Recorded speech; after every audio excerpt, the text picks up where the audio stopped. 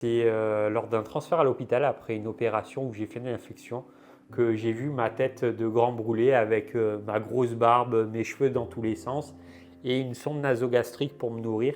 Et là, ça a été un choc quand même. Cette année 2026, c'est une année de transition parce que toute l'année 2025, je l'ai passé à l'hôpital à faire des opérations de reconstruction de ma brûlure. C'est le grand brûlé, c'est une phase aiguë et ensuite il y a une autre phase qui est la phase de reconstruction.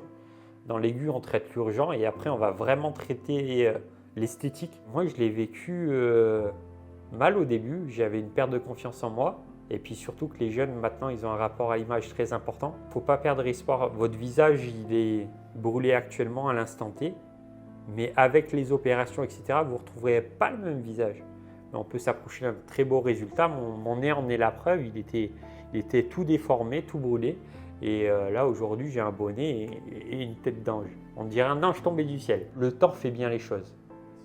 Il faut être patient. Moi, ça m'a pris 8 ans personnellement, mais c'est propre à chacun. Il y a certaines personnes qui se remettent très vite, qui sont encore plus résilientes que moi, et j'en suis très heureux.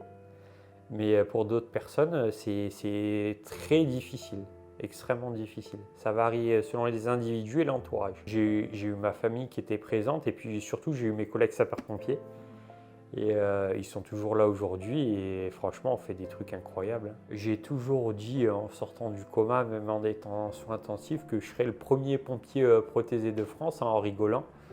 Tout le monde rigolait parce qu'à cette époque-là, je ne marchais pas, j'étais pas champion de vélo. Les gens ils disaient « Oh là là, le pauvre !»